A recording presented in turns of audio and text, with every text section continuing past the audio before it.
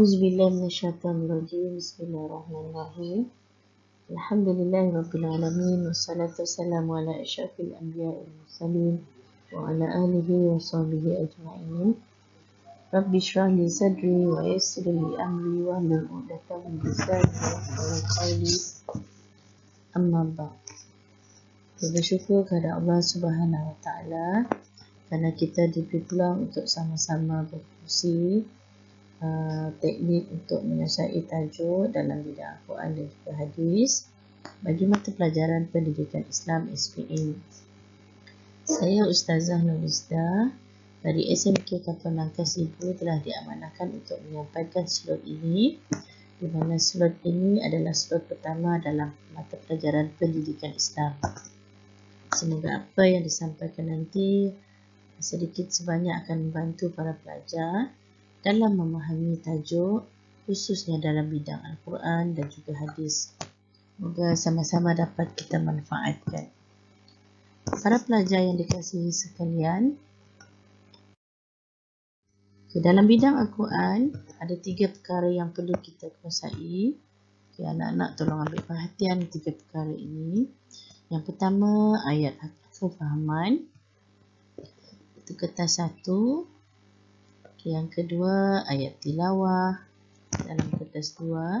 Dan 3, ayat hafazan juga terdapat dalam kertas 2. Soalan untuk anak-anak semua.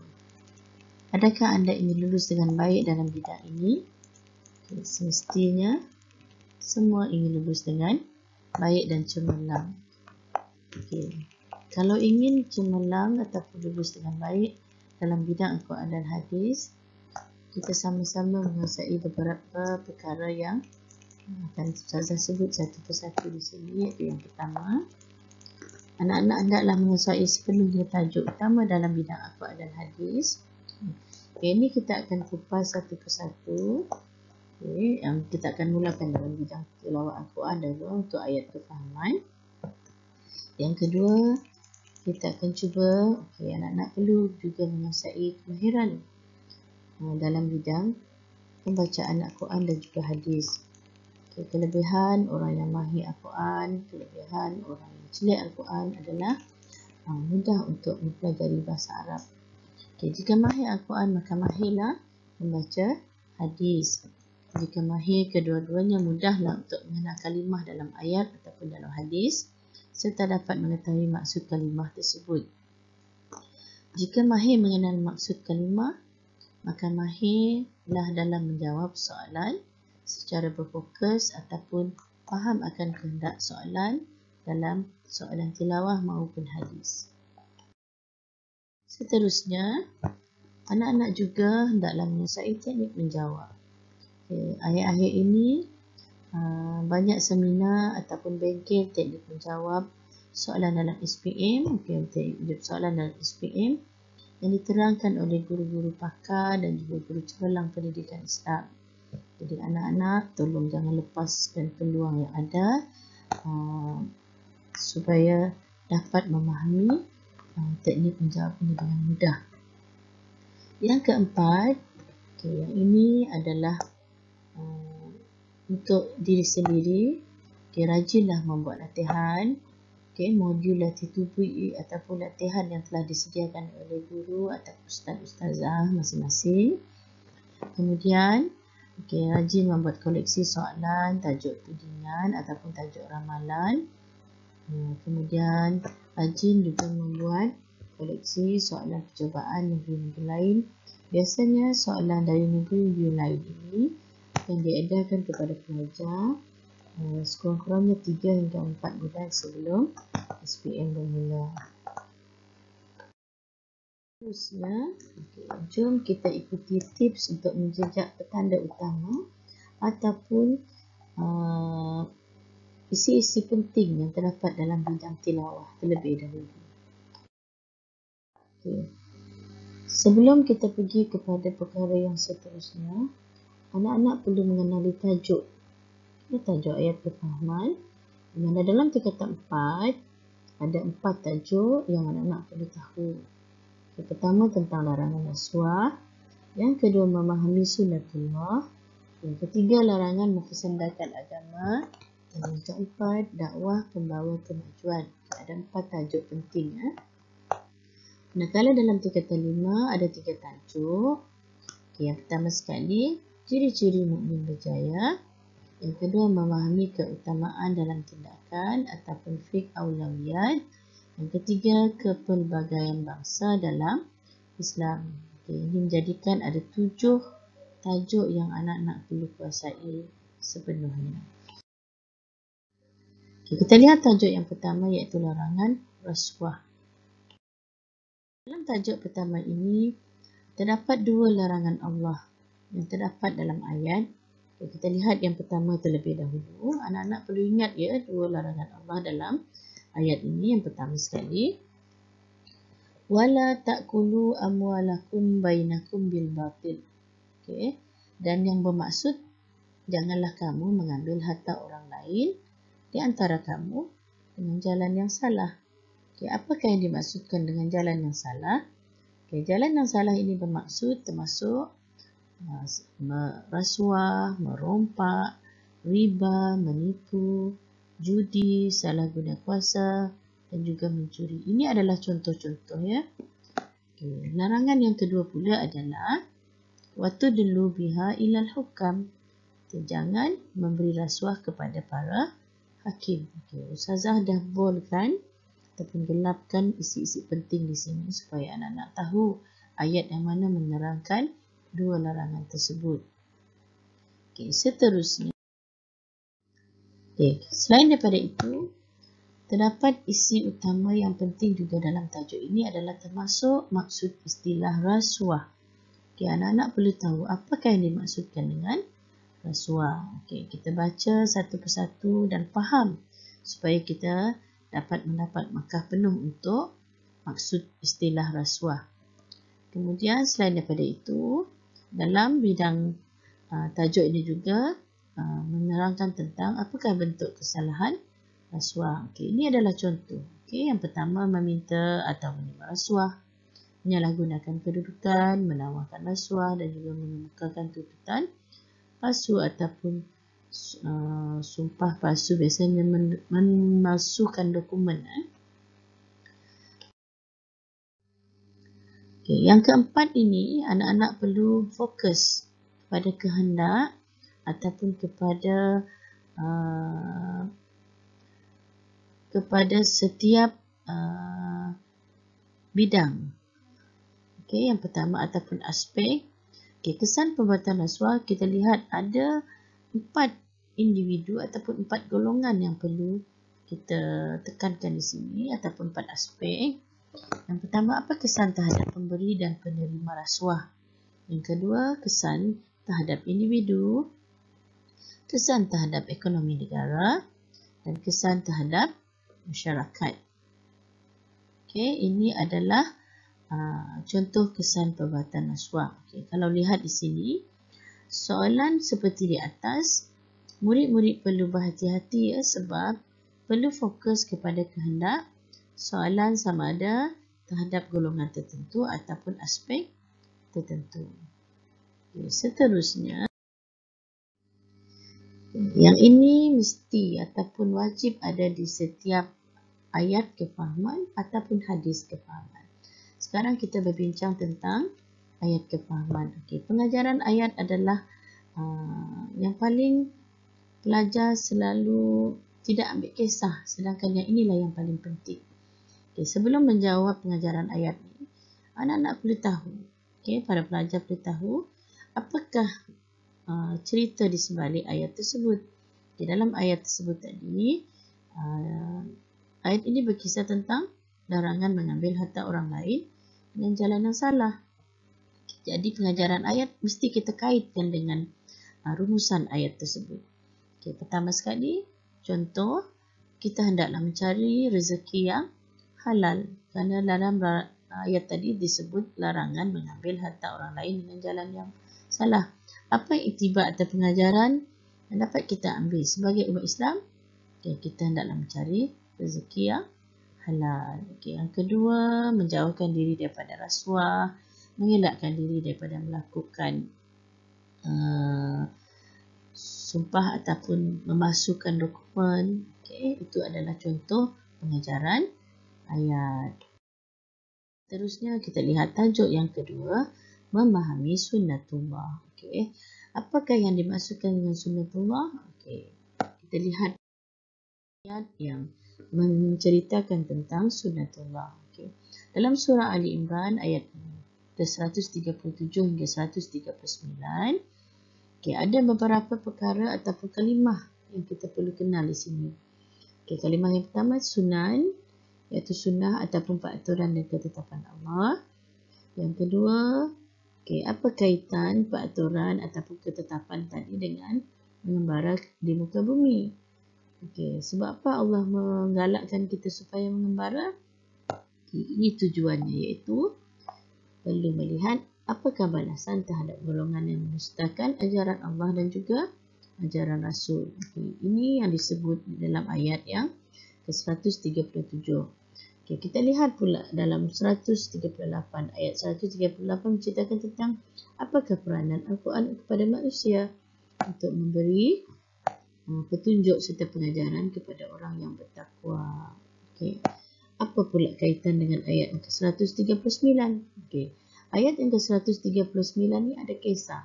Sebab apa Allah melarang supaya jangan sedih, supaya jangan lemah. Sedangkan dalam ayat ini Allah meletakkan darjat tertinggi kepada orang yang beriman. Kita ikuti sebab apa ayat ini diturunkan. Kita lihat rumusan. Ayat ini berkisah tentang peraturan dan ketetapan Allah melalui kisah umat terdahulu. Siapa umat terdahulu? Kita akan lihat contoh-contohnya selepas ini. Kemudian dalam ayat ini juga Allah menggalakkan kita mengembara. Selain daripada itu menerangkan tentang kebenaran Al-Quran, kan? Kemudian selain daripada itu mengisahkan tentang kesedihan umat Islam di atas kekalahan dalam perang Uhud. Dalam tajuk kedua ini, antara tumpuan utama adalah sebab turun ayat yang ketiga tadi, iaitu ayat yang ke-139. Ibnu Abbas radhiyallahu anhu berkata, ketika para sahabat Nabi mengalami kekalahan dalam perang Uhud, lalu Rasulullah pun berdoa kepada Allah SWT, mohon pada Allah, ya Allah, janganlah engkau biarkan mereka menewaskan kami. Siapa mereka? Itu musuh-musuh Islam. Ya Allah, tiada daya melainkan kekuatanmu. Hanya Allah yang mampu memberi kekuatan kepada umat Islam ketika itu. Ya Allah, tiada lagi akan menyembahmu kecuali kumpulan kami ini. Kumpulan kami ini bermaksud kumpulan orang Islam yang beriman kepada Allah. Maka bantukanlah kami, ya Allah. Lalu turunlah ayat ini. Walaupun kalah dalam peperangan, tetapi bagaimana Allah meletakkan darjat orang yang beriman di sisinya. Ingat sekurang-kurangnya ayat yang bertulis merah di atas tadi, iaitu sebab turun ayat di atas adalah untuk para sahabat yang mengalami kekalahan dalam perang Uhud. Sebaiknya ingatlah doa Rasulullah. Kalau ingat doa Rasulullah, maka lengkaplah jawapan anda untuk soalan sebab turun ayat. Dalam tajuk ini juga menerangkan tentang konsep sunnatullah, di mana dalam konsep sunnatullah ditekankan tentang maksud sunnatullah. Apakah yang meliputi sunnatullah? Sunnatullah ini seperti yang diterangkan dalam ayat tadi adalah peraturan yang ditetapkan oleh Allah. Terhadap siapa? Terhadap semua makhluk. Kita tak boleh mengubah sebab sunnatullah ini adalah bersifat tetap. Dengan izin Allah dan merangkumi semua makhluk. Ada ejaan silap di sini, ya. Anak-anak boleh ubah nanti. Kita lihat apa lagi isi utama yang terdapat dalam tajuk ini. Ini yang paling penting, iaitu kepentingan meneliti sejarah umat terdahulu. Kita ambil dua kepentingan. Pertama sekali, kita dapat kenal pasti sebab kejayaan umat terdahulu. Makna dalam sejarah, umat terdahulu pernah dinobatkan sebagai umat yang berjaya. Sebab apa mereka berjaya? Kita lihat contoh umat Nabi Yusuf. Umat Nabi Yusuf ini telah selamat menghadapi kemarau panjang selama 7 tahun. Atas nasihat Nabi Yusuf, mereka berjaya menyimpan bekalan semasa musim menuai. Iaitu bekalan inilah disimpan untuk keperluan sepanjang 7 tahun. Atas ketaatan kepada Nabi Yusuf ini, Allah selamatkan mereka menghadapi kemarau yang panjang. Kita lihat kepentingan yang kedua pula. Sebab apa Allah memusnahkan umat terdahulu ini? Siapakah yang dimaksudkan umat terdahulu? Umat terdahulu ni kita lihat contoh kaum umat Nabi Saleh. Umat Nabi Saleh ini mereka bersifat angkuh. Dan apa tuduhan mereka terhadap Nabi Saleh? Seorang yang pendusta. Mereka ingkar. Jadi apakah balasan yang Allah beri kepada umat tersebut? Jadi umat Nabi Saleh ni Allah binasakan dengan peti yang amat dahsyat. Seterusnya kita lihat rumusan ayat, ataupun sebab kita nak buat pengajaran ayat, boleh tahu balik rumusan ayat tersebut, iaitu tentang beberapa perkara tadi. Sunnah Allah, ketetapan dan juga galakan mengembara. Kita lihat apakah pengajaran ayat. Pengajaran ayat yang pertama tadi kita lihat dan kita kaitkan dengan yang ketetapan Allah tadi. Yang kedua kita kaitkan pula dengan mengembara. Yang ketiga, apa tujuan mengkaji dan menyelidik tadi? Kita hendaklah mengkaji apa tujuan untuk pedoman dalam kehidupan kita di akhir zaman. Begitulah yang seterusnya. Seterusnya yang keempat. Tajuk yang ketiga dalam tingkatan 4, larangan mempersendakan agama. Tajuk ini tentang apa peranan umat Islam terhadap orang yang menjadikan agama sebagai permainan ataupun gurauan, iaitu mempersendakan agama Islam. Allah minta supaya tinggalkan golongan ini, jauhkan diri dari golongan yang suka mempersendakan agama. Sebab tidak ada jaminan ataupun Allah tidak akan melindungi golongan tersebut. Ini disebut di dalam ayat. Kita lihat apa pula balasan Allah terhadap golongan ini. Syarabun min hamim wa azabun alim. Allah menyediakan minuman daripada air panas yang menggelegak dan azab yang amat pedih. Inilah yang diceritakan dalam ayat di atas. Kita lihat yang seterusnya. Apa contoh perbuatan mempersendakan agama Islam? Contoh, kita lihat di sini ada 6 contoh. Kita ambil yang biasa dilakukan oleh umat Islam dewasa ini, iaitu menyanjung perbuatan maksiat, suka menghalalkan yang haram, dan juga menghina golongan ulama, mempertikaikan golongan ulama. Dan ada juga golongan yang suka menghina sunnah-sunnah yang dilakukan oleh Rasulullah.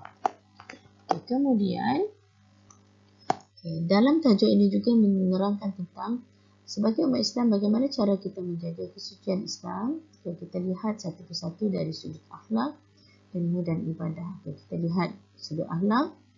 Kita mencontohi sifat mulia Rasulullah. Dari segi keilmuan, perkasakan, mantapkan program ilmu. Didik generasi muda, generasi anak-anak, belia dan juga golongan yang sesuai dengan usianya sebagai panduan mereka menghadapi rintangan. Kemudian dari sudut ibadah, tingkatkan ibadah fardu yang wajib dan juga meningkatkan amalan sunat. Kemudian kesan dan akibat mempersendakan Islam. Yang ini secara umum. Yang di dalam ayat tadi, kesan ataupun balasan Allah terhadap golongan yang mempersendakan agama, iaitu diberi minum air panas yang menggelegak. Kemudian kita lihat pengajaran ayat. Pengajaran ayat ni kita tengok balik apa yang dilihat ataupun apa yang dirumus dalam ayat tersebut tadi. Jauhi golongan yang mempersendakan agama. Ingat apa balasan Allah terhadap golongan yang mempermainkan agama. Yang itulah kita kaitkan dengan pengajaran ayat. Moga anak-anak faham ya untuk pengajaran ayat. Tajuk yang terakhir dalam tingkatan 4, iaitu dakwah pemaju kemajuan. Dalam tajuk Okay, ada 3 tuntutan Allah. 3 suruhan Allah. Allah nak kita buat 3 perkara ini. Okay. Da'a ilallah. Yang pertama, menyeru manusia kepada Allah. Berdakwah. Okay. Menyampaikan dakwah kepada manusia. Untuk apa? Supaya takut kepada Allah. Okay. Yang kedua, Allah nak kita buat apa?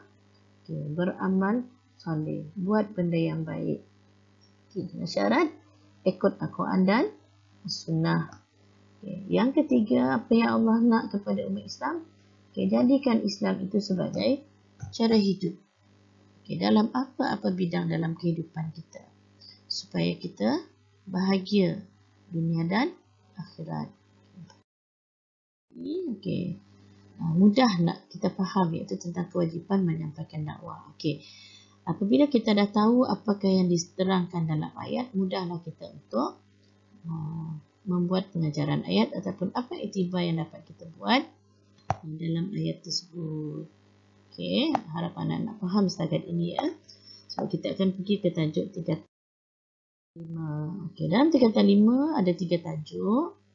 Okay, tajuk dalam tingkatan 5 agak banyak sikit fakta yang perlu anak-anak faham. Okay, pertama kita lihat ciri-ciri mukmin.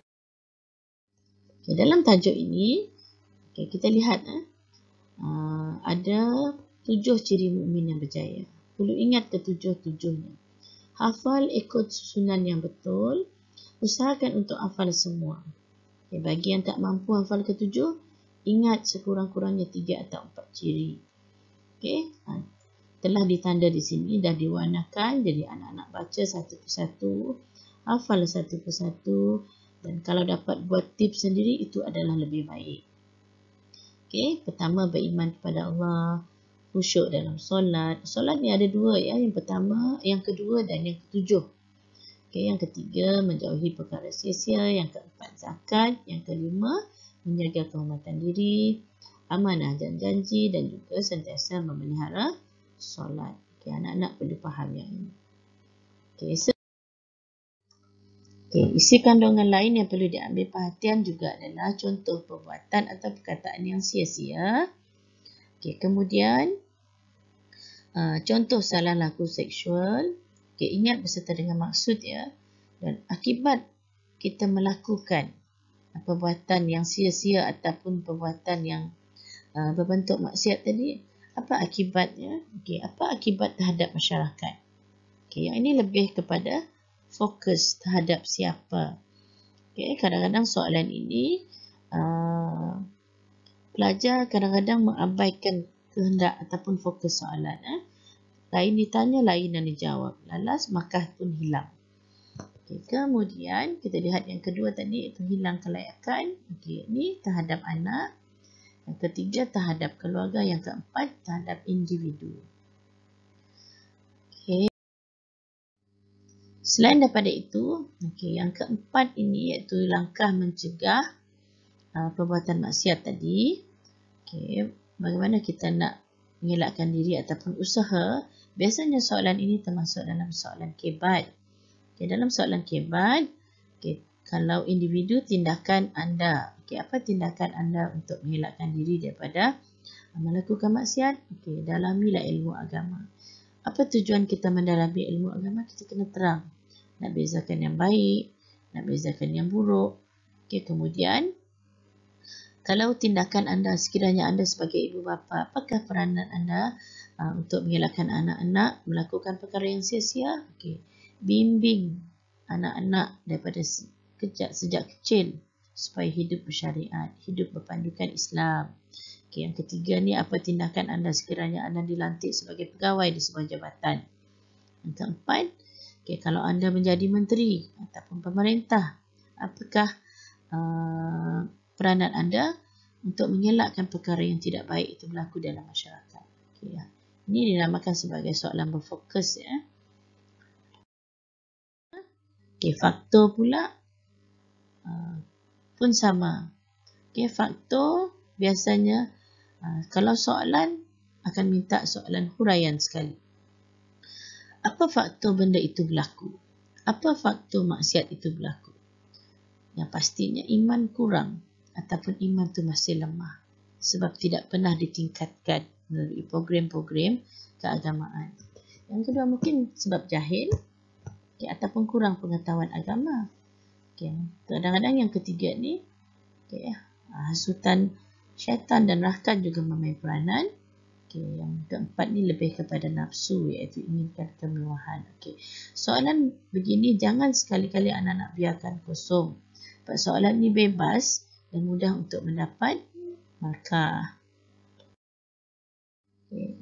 Kita lihat yang terakhir untuk pengajaran ayat. 7 ciri mukmin. 7 lah pengajaran ayat kita boleh buat. Pertama tentang keimanan, kedua tentang solat khusyuk. Yang ketiga, yang sia-sia jauhkan diri. Sebagai umat Islam kita hendaklah berusaha menunaikan zakat. Sebagai umat Islam kita hendaklah menjaga kehormatan diri untuk apa? Untuk memelihara diri daripada penyakit berbahaya ataupun mengelakkan diri daripada maksiat. Kemudian sebagai umat Islam jaga amanah dan janji. Dan yang terakhir, jagalah solat. Itu adalah pengajaran ayat. Kita lihat tajuk yang kedua. Tajuk yang kedua, memahami keutamaan dalam tindakan. Dalam tajuk ini, ada 3 golongan. Apa kaitan 3 golongan ini? Disebut dalam tajuk ini. Memberi minum kepada orang yang menunaikan haji. Memakmurkan Masjidil Haram. Jihad pada jalan Allah. Kita lihat apa kaitan tiga perkara ini kepada tajuk ini. Kita lihat dalam tajuk ini antara tumpuan utama adalah sebab turun ayat. Sebab turun ayat diceritakan oleh Nu'man bin Bashir. Terdapat beberapa orang sahabat berbincang tentang amalan yang mereka utamakan selepas pembukaan kota Mekah. Ada 3 perkara dalam ayat ni. Pertama, ada satu kumpulan sahabat menceritakan tentang apabila selepas pembukaan Mekah tadi, mereka akan tumpukan perhatian kepada golongan yang menunaikan haji. Kemudian yang seterusnya, terdapat juga para sahabat akan menumpukan usaha kepada memakmurkan Masjidil Haram. Ada satu kumpulan pula hendak berjihad di jalan Allah. Maknanya ada 3 perkara yang diutamakan. Tapi mereka tak tahu yang memilih yang mana satu yang perlu diutamakan. Jadi percakapan mereka tadi telah ditegur oleh sahabat Nabi, iaitu Sayyidina Umar Al-Khattab. Bagi Sayyidina Umar tidaklah elok ataupun kurang sopan meninggikan suara di sebelah mimbar Rasulullah. Maka Sayyidina Umar pun mengadu hal ini kepada Rasulullah. Maka turunlah ayat tersebut. Ada kisah di sebalik ayat ini. Kalau para pelajar tak mampu nak ingat 3 perkara ataupun 3 perkara yang dibincangkan oleh para sahabat tadi, ingatlah sekurang-kurangnya satu kisah ataupun satu pandangan. Paling mudah adalah berjihad di jalan Allah. Terpulang kepada pelajar, kalau rasa memakmurkan masjid itu mudah diingat, ingatlah yang itu. Yang penting soalan ini tidak boleh dibiarkan kosong. Dalam tajuk ini, keutamaan di sini disebut sebagai fiqh aulawiyat. Utamakan perkara yang sepatutnya didahulukan. Dalam banyak-banyak perkara, dalam perkara itu semuanya baik. Tapi kita tak tahu yang mana satu yang terbaik. Dan kita akan pilih mana yang utama. Kita lihat contoh satu persatu. Dari segi ilmu, lihat contoh. Dalam banyak-banyak ilmu ni nak utamakan fardu ain ke fardu kifayah? Nak belajar ilmu perubatan ke kita nak belajar ilmu tentang solat yang betul? Kita bandingkan dulu. Kalau ilmu yang pertama tu kita kurang mahir dan perlu dibelajar, itulah yang kita perlu utamakan. Kemudian amalan dalam bersedekah dan bergotong royong, mana yang perlu diutamakan? Kita mestilah mengutamakan yang lebih utama. Okay, bersedekah tujuannya membantu orang yang dalam kesusahan. Okay, begitulah yang selebihnya. Ya, anak-anak boleh nilai ya. Mungkin Ustazah akan terangkan contoh-contoh selain daripada yang Ustazah sebut tadi. Okay, kalau ada yang tidak faham di sini, boleh tanya dengan Ustazah balik ya. Tajuk ni agak berat dan sukar untuk dipahami. Tapi usahakan membaca, banyakkan membaca. InsyaAllah. Okay, ilmu ni kita dapat faham. Ya, okay, kepentingan fiqh aulawiyat ini dibahagikan kepada dua kelompok, individu dan juga masyarakat. Okay, yang ini pun kadang-kadang pelajar cuak. Tanya individu, jawabnya masyarakat. Tanya masyarakat, jawabnya individu. Kalau soalan minta individu, para pelajar dan masyarakat, okay, hilanglah maka. Okay, tolong ambil perhatian yang ini ya. Okay, pengajaran ayat. Okay. Okay, apa yang dibincangkan dalam ayat tadi, yang itu kita lihat pengajaran ayat. Anak-anak boleh baca ya di sini. Okay, sebagai umat Islam kita hendaklah sentiasa meningkatkan keimanan. Okay, sebagai umat Islam kita hendaklah sentiasa berazam untuk berjihad. Okay. Seterusnya, okay, kita lihat yang kedua, yang ketiga dan keempat. Kita lihat tajuk yang ketiga, itu tajuk terakhir dalam tingkatan 5. Kepelbagaian bangsa dalam Islam. Okay. Tajuk ini, okay, terdapat sebab turun ayat. Okay, sebab itu kita fokuskan apa yang dinyatakan dalam ayat ya. Okay, dalam ayat ini, okay, ya ayuhan nas, bismillahirrahmanirrahim, ya ayuhan nas, wahai manusia, inna, sesungguhnya kami, khalaqnakum, telah jadikan kamu daripada lelaki dan perempuan. Okay, Allah jadikan kita ada lelaki, ada perempuan. Okay. Kemudian Allah jadikan ada berbagai-bagai bangsa dan berbagai puak. Apa tujuan Allah menjadikan kita berbagai bangsa ataupun berpuak-puak? Supaya kita saling berkenalan antara satu sama lain. Okay. Mesti ada sebab ya. Okay, kita lihat apa sebab turun ayat. Ini kisah seorang sahabat. Okay, sahabat Rasulullah. Okay, mungkin kenal siapa Bilal bin Rabah. Okay, siapa Bilal? Okay, anak-anak asalnya dah kenal sebab pernah belajar. Okay, menurut Ibnu Abbas, Rasulullah telah minta, mohon supaya Sayyidina Bilal ni azan, laungkan azan waktu pembukaan kota Mekah. Okay, jadi sahabat ada yang telah memandang rendah kepada Sayyidina Bilal. Okay, sebab mereka tahu Bilal ni ada golongan hamba. Okay, jadi ada yang memandang rendah. Jadi Jibril telah memberitahu Rasulullah perbuatan para sahabat tadi. Okay, maka Rasulullah pun memanggil mereka, maka turunlah ayat ini. Okay, Rasulullah maklumkan kepada mereka, Allah jadikan manusia ini berbagai-bagai bangsa. Okay, tapi tujuan untuk berkenal-kenalan. Kita lihat apa yang membezakan manusia dengan manusia yang lain. Okay, kita lihat perkataan taqwa. Sesungguhnya orang yang paling mulia di sisi Allah adalah orang yang paling bertakwa. Okay, semua manusia di sisi Allah adalah sama. Kemudian Allah tidak melihat jantina bangsa, tapi Allah akan melihat hati dan amalan hambanya. Okay. Kita lihat pengajaran ayat. Okay, apa pengajaran ayat dalam tajuk ini? Okay, sentiasa bekerjasama, hormati pelbagai budaya, berusaha untuk membaiki akhlak. Okay, ini yang Allah nak. Okay, dalam ayat. Okay, mungkin anak-anak boleh faham. Okay, apa yang telah Ustazah terangkan tadi. Sedikit sebanyak membantu supaya anak faham tajuk yang telah dinyatakan dalam bidang ayat kefahaman. Okay, selesai sudah ayat kefahaman dalam kata satu. Semoga anak-anak semua faham apa yang telah disampaikan oleh Ustazah.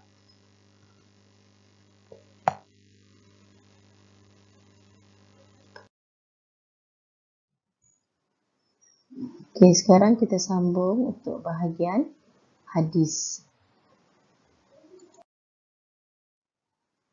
Okay, bahagian hadis satu. Okay, dalam tajuk hadis, Dalam tingkatan 4 ada 2 tajuk, tingkatan 5 pun ada 2 tajuk. Bahagian hadis lebih mudah untuk anak-anak kesan ya dalam hadis tersebut. Nanti kita lihat satu persatu. Tajuk pertama iaitu hindari dosa-dosa besar. Okey. Hadis yang pertama, itu dalam hadis ini terdapat 7 dosa besar yang wajib kita jauhi. Jom kita jejak, ingat dan hafal. Kita lihat yang pertama. Kita baca sedikit hadis. An Abi Hurairah an Nabi sallallahu alaihi wasallam qala ijtanibus sab'al mubiqat. Qalu ya Rasulullah wa ma hunna? Qala. Kita lihat yang pertama. Asyirku billah, yang bermaksud syirik kepada Allah. Perkataan asyirku ini, kalau pelajar yang mahir Al-Quran boleh kenal terus. Asyirku bermaksud syirik. Begitu juga dengan yang kedua. Wassahru. Wassihru, iaitu sihir. Mudah dikenal bagi yang mahir Al-Quran. Boleh baca Al-Quran dan hadis, senang untuk mengenal kalimah. Qatlun nafsi, membunuh jiwa. Dan yang keempat, wa'aklu riba. Riba asal perkataan Arab, jadi pelajar ataupun anak boleh tahu. Wa'aklu riba ni maksud makan riba, itu yang keempat. Yang kelima, aklu malil yatim. Perkataan yatim. Yatim bermaksud yatim lah, makan harta anak yatim. Mal dalam bahasa Arab bermaksud harta. Mal bermaksud harta. Makan harta anak yatim, itu yang kelima. Yang keenam, watawalli wal yaumazah, lari dari medan perang. Seterusnya yang ketujuh, qazfu. Ingat qazfu, ingat perkataan qazaf. Iaitu menuduh perempuan yang beriman dan suci itu berzina. Ingat perkataan qazaf. Kalau anak-anak boleh ingat 7 perkara ini, senanglah nak buat pengajaran ayat nanti ya. Seterusnya kita lihat satu persatu apa yang perlu diingat dalam isi kandungan hadis ini, ataupun apa perkara 7 dosa besar dan apa yang perlu anak-anak perlu tahu dalam setiap 7 dosa besar. Syirik di sini dinyatakan 2 contoh syirik. Syirik jali dan juga syirik khafi. Syirik jali membatalkan iman. Syirik khafi tidak membatalkan iman. Dia hanya merosakkan amalan saja, merosakkan pahala amalan yang kita lakukan. Syirik jali ni ada kaitan dengan Allah Subhanahu Wa Taala. Kita menyembah selain Allah, apa kesan? Rusaklah akidah. Berbanding dengan syirik khafi, syirik khafi ni benda yang tak nampak. Amalan yang kita buat bukan ditujuan kerana Allah. Mungkin sebab kerana orang lain. Contoh buat, kalau melakukan solat pun, kita mengharapkan pujian daripada manusia. Supaya orang mengatakan kita alim, kita orang beriman. Ini hanya merosakkan pahala amalan. Kemudian yang seterusnya sihir. Sihir ni mudahnya kita faham apakah yang dimaksudkan sihir yang ada kaitan dengan bantuan jin. Semua maklum sihir ni memang tujuan untuk memudaratkan orang lain. Tak ada sihir untuk menyenangkan orang lain. Akan memudaratkan orang lain, menyusahkan orang lain, santau, pukau. Boleh mencetuskan pergaduhan, boleh mencetuskan hubungan silaturahim, memutuskan hubungan silaturahim.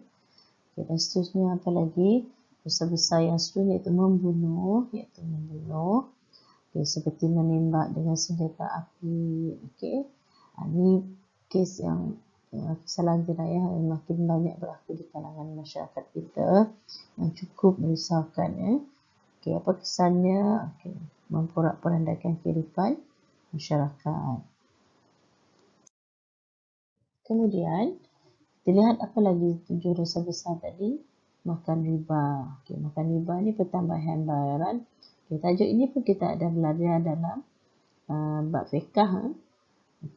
Kemudian makan harta anak yatim. Kita gunakan harta anak yatim dengan cara yang tidak digunakan oleh syarak. Sepatutnya harta anak yatim digunakan untuk mereka mengurus kehidupan. Apa kesan?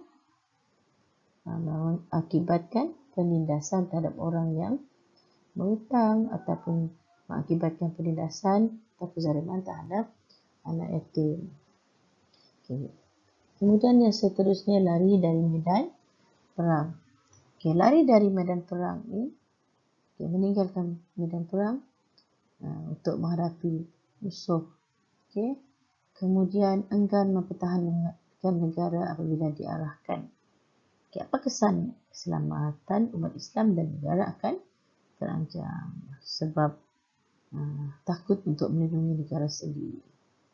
Seterusnya, yang ketujuh, iaitu menuduh perempuan yang beriman itu melakukan zina ataupun kata lainnya qazaf. Tanpa saksi, kita tuduh tanpa melakukan, tanpa membawa saksi. Sama ada contohnya kita memanggil perempuan itu berzina ataupun kita menyatakan beliau hamil dan sebagainya. Kesannya adalah boleh menjatuhkan maruah, terutama kepada yang dituduh. Kita lihat pengajaran hadis. Macam ayat kefahaman juga, hadis juga mempunyai pengajaran tersendiri. Hadis ini berkisar tentang 7 dosa besar yang wajib kita jauhi. Dengan kehidupan yang kita jalani akan selamat dan bawa kepada keamanan. Kita lihat yang pertama, pengajaran hadis. Yang pertama tadi tentang kita hendaklah sentiasa memelihara diri daripada perbuatan merosakkan akidah. Apa perbuatan merosakkan akidah tadi? Iaitu syirik kepada Allah. Begitulah yang seterusnya, sebagai umat Islam kita hendaklah menghindarkan diri daripada perbuatan membunuh.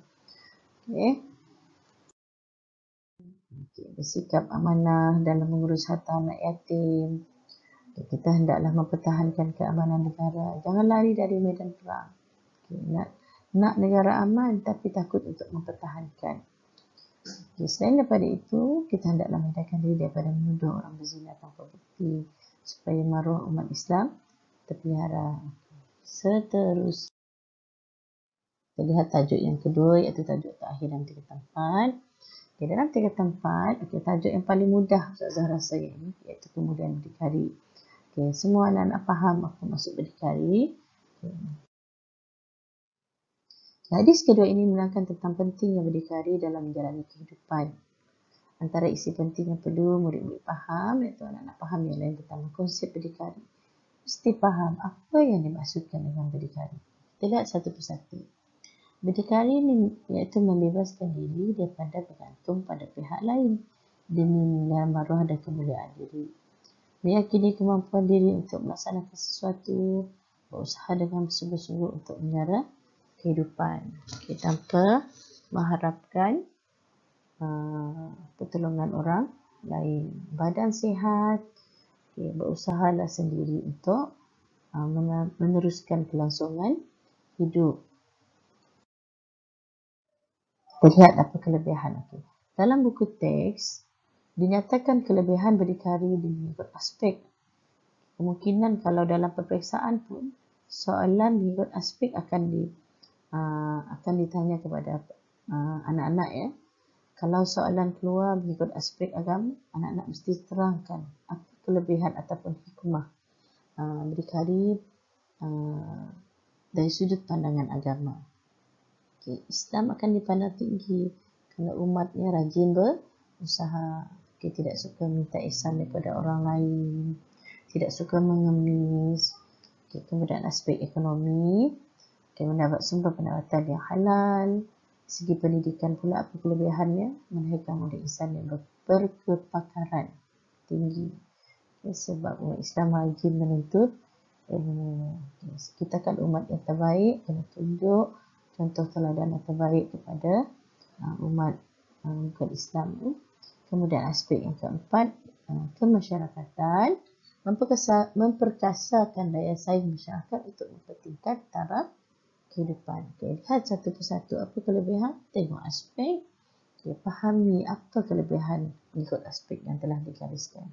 Okay, semua perkara ini ada dinyatakan di dalam buku teks, buku rujukan. Jadi anak-anak perlu faham, itu saja.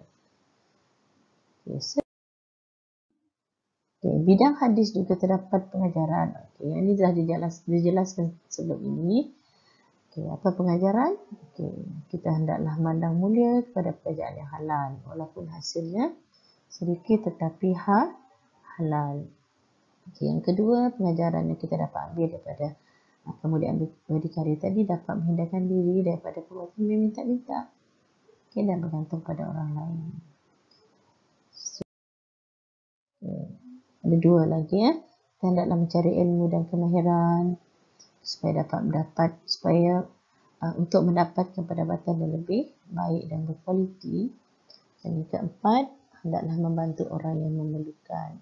Bukan bermakna kita membantu nak menyuruh orang tu tidak berdikari, tapi sekurang-kurangnya mengikut keupayaan.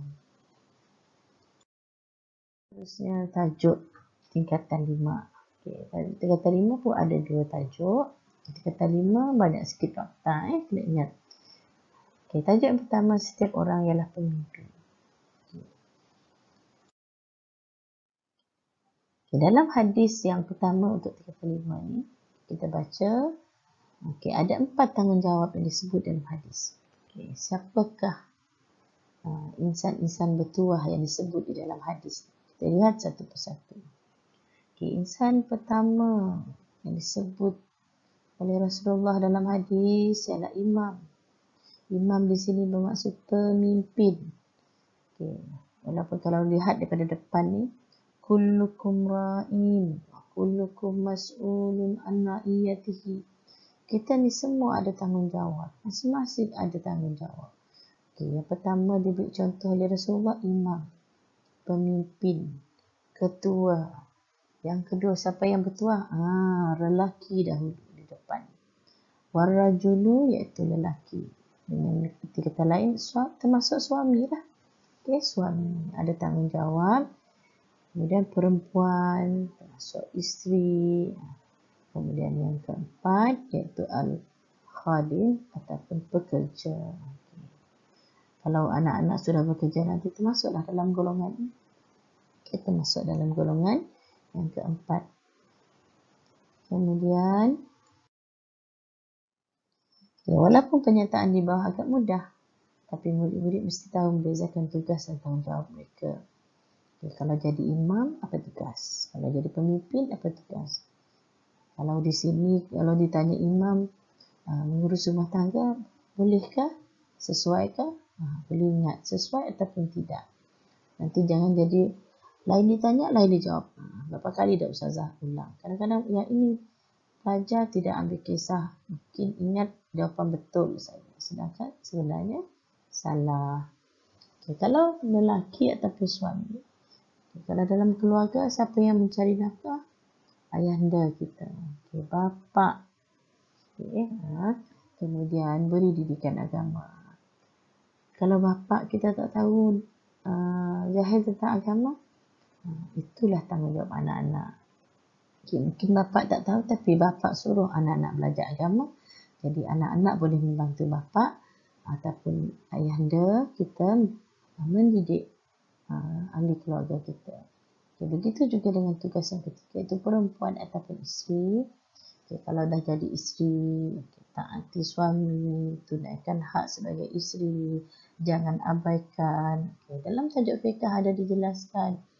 Okay, kalau dah jadi isteri yang dahaka, tengok apa yang Allah suruh nak menegur isteri yang dahaka ni, cara mendidik isteri yang dahaka macam mana. Allah sebut satu persatu dalam Al-Quran. Okay, kemudian mengurus rumah tangga. Rumah tangga ni bukan hanya untuk suami saja, termasuk anak-anak dan juga hatta suami. Okay, yang seterusnya, yang keempat. Okay, apa tanggungjawab kita sebagai pekerja pula? Okay, macam ustazah bekerja sebagai guru. Okay, ikut arahan ketua selagi tidak melanggar syarak, selagi tidak melanggar syariat. Okay, laksanakan tugas dengan sempurna. Walaupun kita rasa berat, tapi Ingat pesan Allah. Allah sebut dalam Al-Quran, kita buat sesuatu tu sebab mengikut kemampuan. Laksanakan sebaik mungkin. Kemudian, yang seterusnya, individu ataupun anak kita sebagai anak. Sekarang ni, anak-anak pelajar ni sebagai anak. Doakan ibu bapa. Bantu ibu bapa sebaik-baiknya. Elakkan jadi anak yang derhaka. Ini adalah tanggungjawab kita. Maknanya semua golongan yang Ustazah sebutkan di atas tadi akan kita pegang satu hari nanti. Akan diamanahkan di bahu kita masing-masing. Terusnya, tengok pengajaran hadis.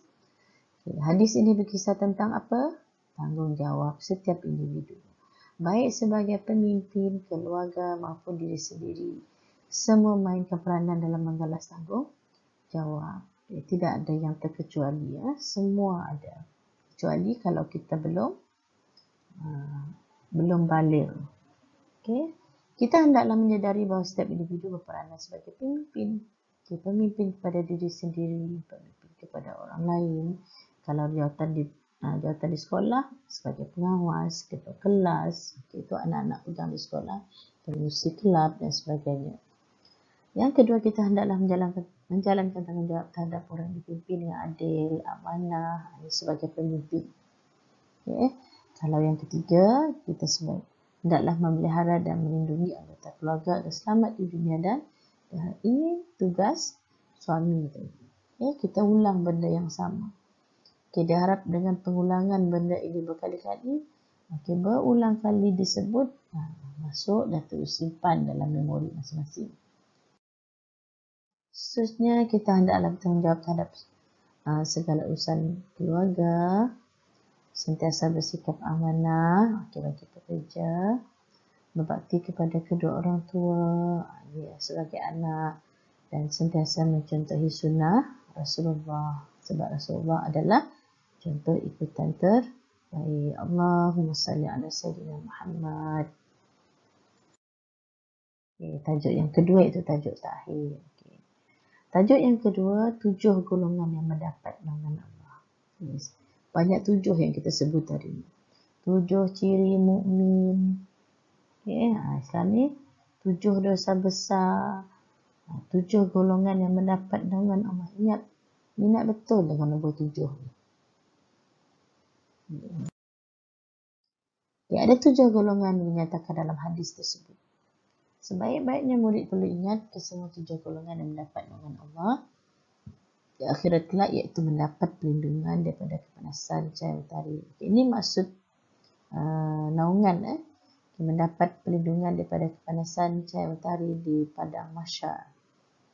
Kita lihat siapakah 7 golongan yang bertuah tu yang mendapat perlindungan. Yang pertama, Al-Imamul Adil, imam lagi. Tadi kita dah jumpa perkataan imam sebagai pemimpin, sekarang imam yang adil. Pemimpin yang adil, tuahnya kalau menjadi pemimpin yang adil kepada rakyat, dah dijamin oleh Allah akan mendapat naungan di akhirat kelak. Yang kedua, pemuda yang hidupnya taat beribadah kepada Allah. Yang ketiga, seseorang yang hatinya sentiasa mencintai masjid. Allahu Akbar. Masjid makin banyak, tetapi yang solat di dalam semakin sedikit. Kenapa ya? Kita tanya iman masing-masing. Kemudian, siapa lagi? Yang keempat, 2 orang yang saling mengasihi kerana Allah. Siapa 2 orang ni, Ustazah? 2 orang ini adalah 2 orang yang bersahabat, berkawan, baik lelaki sama lelaki ataupun perempuan dengan perempuan. Kalau lelaki dengan perempuan tu ada something lah tu. Ada something. Maksud di sini 2 orang sahabat yang saling mengasihi kerana Allah. Seterusnya yang kelima, seorang lelaki yang diajak berzina oleh seorang perempuan kaya dan cantik. Dalam ayat ni panjang ayat. Dia seorang lelaki yang diajak oleh kaum perempuan untuk melakukan zina. Sedangkan di sini maksud dalam hadis ini sebenarnya seorang lelaki yang membencikan maksiat, yang sentiasa menjauhkan diri daripada melakukan maksiat. Kemudian yang keenam, warajulun tasaddaqa akhfa, yang rajin bersedekah tapi secara sembunyi. Di akhir-akhir ini ramai yang suka bersedekah. Alhamdulillah. Mudah-mudahan sedekah yang dihulukan adalah sedekah yang ikhlas kerana Allah. Kita lihat yang ketujuh. Warajulun zakarallah khaliyan. Seseorang yang mengingati Allah, sentiasa berzikir walau dalam keadaan apa sekalipun. Kita lihat huraiannya. Ada 7 golongan yang dinyatakan dalam hadis tersebut. Sebaik-baiknya murid ingat ke semua 7 golongan yang mendapat naungan di akhirat. Iaitu yang mendapat perlindungan tadi yang dah dijelaskan. Siapa pemimpin yang adil? Menjalankan tanggungjawab, berpandukan Al-Quran dan hadis. Yang kedua, tengok contoh. Apa contoh? Memastikan keperluan asas rakyat dipenuhi. Bila ada kemungkaran, cegah. Jangan dibiarkan. Kalau dibiarkan, bukannya pemimpin ataupun orang yang melakukan kemungkaran saja yang kena, semua akan terpalit seperti umat terdahulu. Wala'iyyazubillah min zalik. Yang kedua, pemuda yang hidupnya taat beribadah kepada Allah. Sama ada ibadah wajib atau sunat. Laksanakan solat lima waktu, ibadah puasa dengan sempurna, melazimi ibadah nawafil iaitu ibadah sunat. Seorang yang hatinya sentiasa mencintai masjid, seronok memakmurkan masjid. Pasal rindu sekarang ni pun masjid dah boleh mengadakan aktiviti, gunakanlah peluang. Dulu waktu masjid ditutup, ramai yang memberontak, tak puas hati sebab masjid tidak dibuka. Sekarang sudah boleh dibuka, dipersilahkan ke masjid. Menunaikan solat fardu secara berjemaah, menyertai aktiviti di masjid seperti majlis ilmu. 2 orang yang saling mengasihi kerana Allah, bersahabat. Contoh yang paling mudah kita lihat adalah dengan Sayyidina Abu Bakar sentiasa mendampingi Rasulullah, baik masa senang atau masa susah. Sejarah tentang Abu Bakar ni banyak bersama Rasulullah. Siapa sebenarnya Abu Bakar di sisi Rasulullah? Sebenarnya Abu Bakar ini adalah selain sahabat, Sayyidina Abu Bakar juga adalah bapa mentua Rasulullah. Hebat. Seorang yang membenci perbuatan maksiat, menjauhi perbuatan melanggar suruhan Allah, tak kiralah lisan ke, perbuatan ke, hati ke, nampak tak nampak, bencikan maksiat. Ini contoh seperti yang dinyatakan dalam ayat. Sembunyikan sedekah tanpa mengharapkan pujian. Wakafkan tanah bagi tujuan pembinaan masjid. Ini contoh. Contoh. Seorang yang mengingati Allah sehingga menitiskan air mata sebab takut akan siksaan Allah. Sentiasa beristighfar. Kalau melakukan dosa istighfar, melakukan solat sunat, taubat dan sebagainya. Mungkin ini yang terakhir dalam bidang hadis. Bidang hadis juga terdapat pengajaran. Seperti hadis yang sebelum ini. Hadis ini berkisah tentang golongan yang dapat naungan. Ada 7 naungan, bolehlah buat 7 pengajaran hadis. Kita hendaklah berlaku adil dalam setiap tindakan. Kita hendaklah manfaatkan usia muda dengan mendekatkan diri kepada Allah. Kita hendaklah berusaha untuk mengimarahkan masjid. Tujuan utama untuk menegakkan syiar Islam.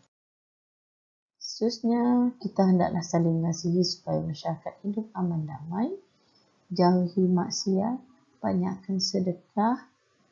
Sebab makin banyak sedekah, kita pun semakin kaya sebenarnya. Kaya dari sudut amal ibadah. Dan kita hendaklah melazimi amalan zikrullah, itu amalan berzikir, agar jiwa kita sentiasa tenang. Allahu Akbar. Okay, Alhamdulillah dah selesai bahagian hadis. Semoga anak-anak faham apa yang disampaikan oleh Ustazah dalam bahagian tilawah dan juga hadis. Okay, mudah-mudahan apa yang disampaikan ini tolong semak semula. Sekiranya ada kesilapan, kekurangan, anak-anak boleh catat dan maklumkan kepada guru.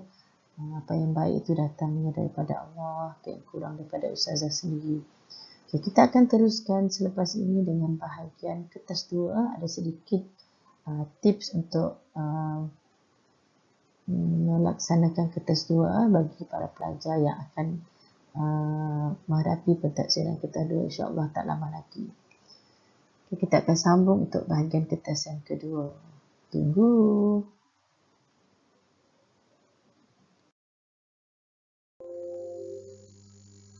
Kita sambung untuk kertas yang kedua dalam bidang Quran dan hadis.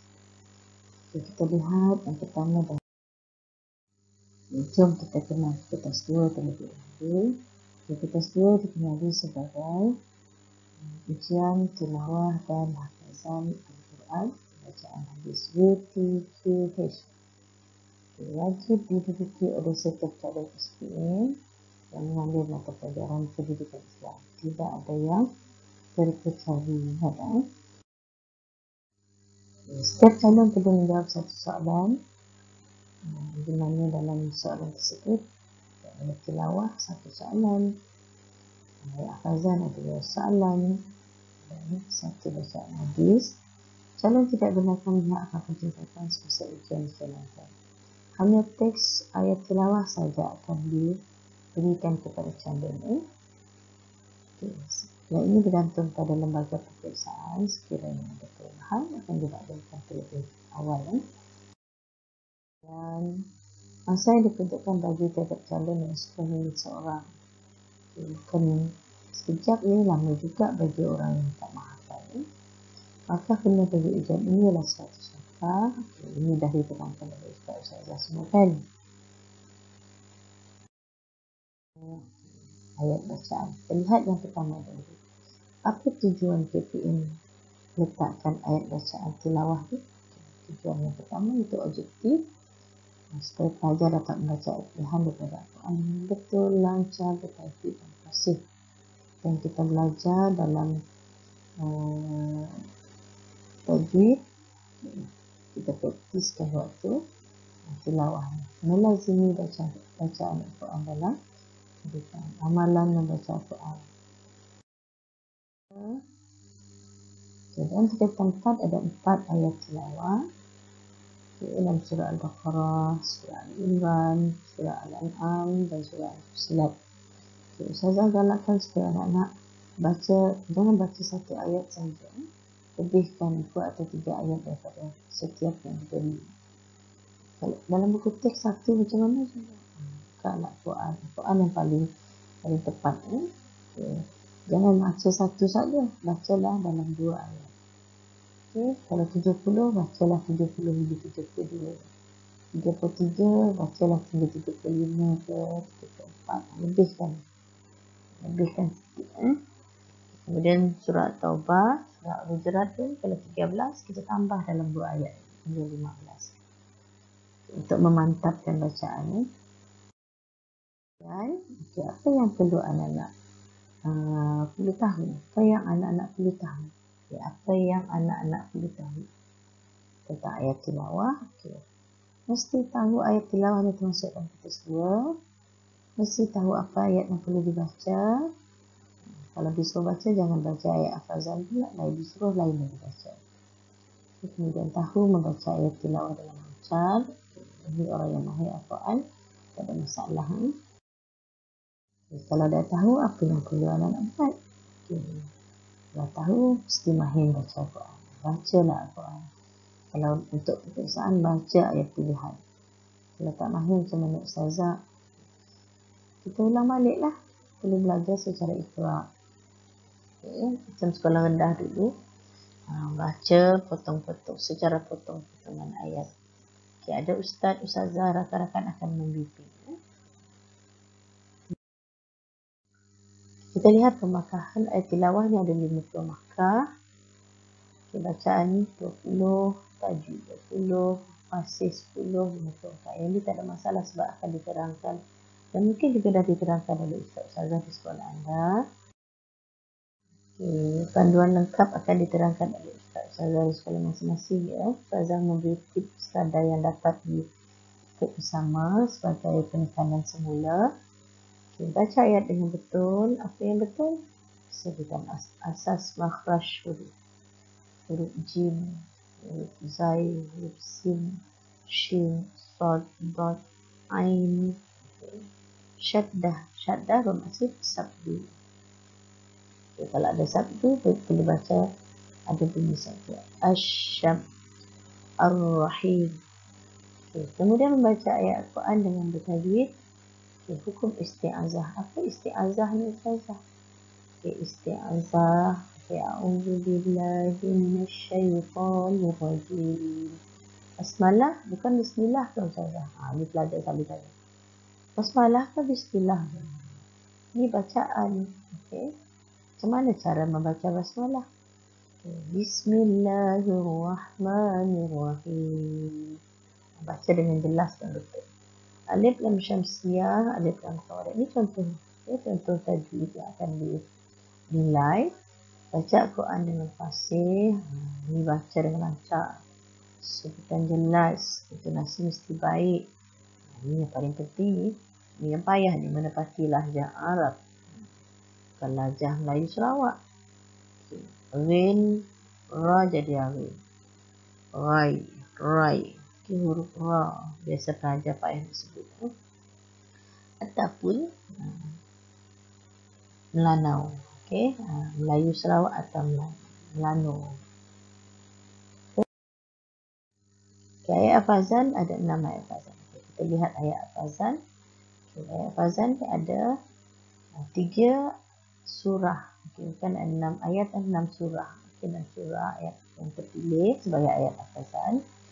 Okay, surah Al-An'am ada 2 ayat. Sikit ni. Ini ayat yang mudah yang biasa kita dengar. Qul inna salati wa nusuki. Okay, yang ni. Okay, semua pelajar mudah ya. Mudah-mudahan dapat yang ini. Ramai yang berdoa nak dapat ayat ni. Okay, surah ni. Yang kedua surah Al-Kahfi ada 101 hingga 109 ni. Teks yang application pertama lah. Okay, dia tak bersambung lah. Ni teks lain, ni teks lain. Okay, surah Al-Kahfi yang kedua ayat 107 hingga 110. Cuba anda nak lihat ni. Ada 2 ayat, 6 ayat, 4 ayat. Yang ni nanti ada Ustazah sebut sekali lagi di belakang. Okay, selepas ni. Okay, anak-anak perlu hafal sekurang-kurangnya. Yang ni tak ada masalah. Hafal 2 ayat. Okay, kalau 6 ayat ni, hafal separuh dulu. 3 ayat ni. Sebab kita nak semua pelajar mesti hafal ke 6 surah ni. Yang ni hafal 3 ayat. Yang ni hafal 2 ayat. Okay, jadi selesai dah. Okay, tinggal yang ni 3, tinggal baki 2. Surah Taubah, yang ni pun ayat ni sikit. Mudah nak hafal. Okay, hafal 2 ayat. Surah Al-Hashr. Okay, kesilapan ejaan. Surah Al-Hashr 21 hingga 24 ni 4 ayat, hafal 2 dulu. Surah Al-Mu'minun ada 11, nampak banyak tapi ayat pendek-pendek. Okay, hafal sekurang-kurangnya berapa ayat? 5 ayat. Sebab kita nak semua pelajar mesti hafal ke 6 surah. Kemudian ayat Al-Fazan. Apa objektif ayat Al-Fazan?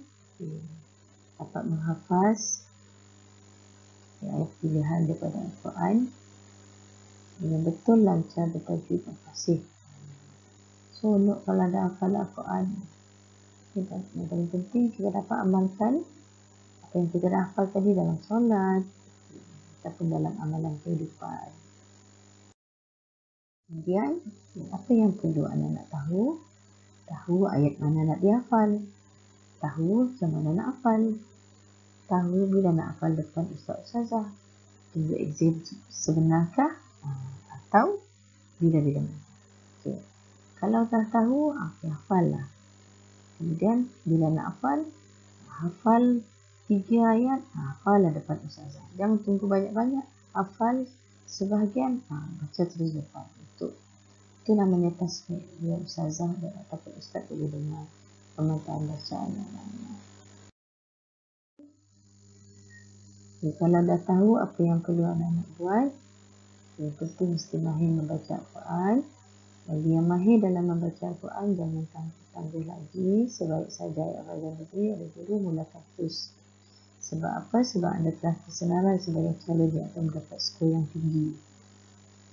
Inilah peluang keemasan untuk orang yang mahir membaca Al-Quran. Tak rugi kalau pandai membaca Al-Quran. Kalau mahir sikit-sikit ustazah, macam mana? Usahakan menghafal dengan panduan ayat yang telah dirumuskan atau melalui rakaman audio bacaan, video rakaman bacaan ayat hafazan yang diberikan oleh ustaz-ustazah masing-masing. Tapi kena ingat mesti dibimbing atau dipantau. Sebab kita nak pastikan anak-anak membaca ayat dengan betul ataupun tidak. InsyaAllah, siapa yang rajin, hasilnya nanti akan dapat yang baik. Ya, kalau tak mahir lalu ni maksudnya tak tahu langsung, buta terus ni macam mana ni ustazah. Alif bata je tahu, lepas ta tu dah tak ingat. Ya, macam mana nak bantu ya? Ya, kita cuba selagi mampu, yang penting skop untuk kita 2 bukan kosong, insyaAllah boleh. Tips, kena rajin baca ayat hafazan, berulang-ulang. Jangan lejuk, jangan cepat putus asa. Baca panduan yang diberikan. Hafal sebahagian ayat ni yang ustazah dah terangkan tadi. Kalau ada 6 ayat, hafalah 3. Ya, kalau tak mahir lalu, ini sambungan. Sebab hafal sekurang-kurangnya sebahagian, yang dah dijelaskan tadi. Sebab semua ayat itu akan terpilih, cuma kita tak pasti yang mana satu akan jadi pilihan hati. Sebab kita sendiri yang buat pilihan.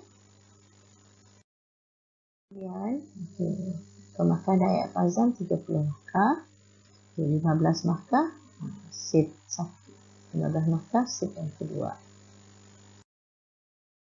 Elemen yang akan dinilai, menghafaz ayat Quran yang betul, lancar, tidak cepat dan tidak lambat.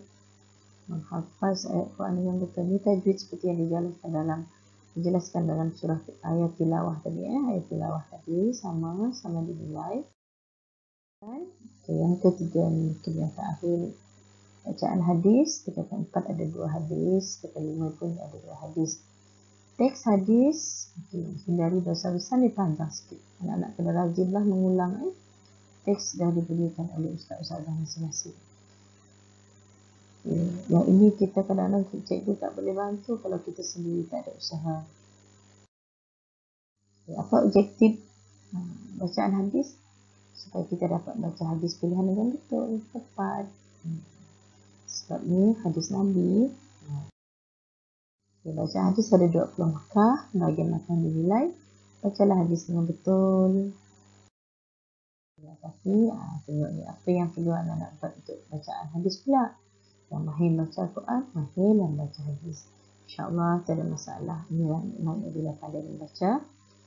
Kalau tak mahir ustazah, macam kita baca Iqra, baca potong-potong ayat, bimbing oleh guru dan rakan. Selesai sudah. Maklumat tentang kita dua akan dimaklumkan sebaik sedia set soalan taksiran telah dihantar ke sekolah. Bila-bila masa anak-anak perlu bersedia melalui hal ini. Dan tugas anak-anak ialah baca dan hafal. Ini penting. Baca dan hafal. Ulang sekali lagi. Baca dan hafal ayat dengan selancar-lancar. Salam kejayaan daripada saya, Ustazah Lisda dari SMK Kapal Kasibu. Sekian, wabillahi taufiq wal hidayah. Assalamualaikum warahmatullahi wabarakatuh.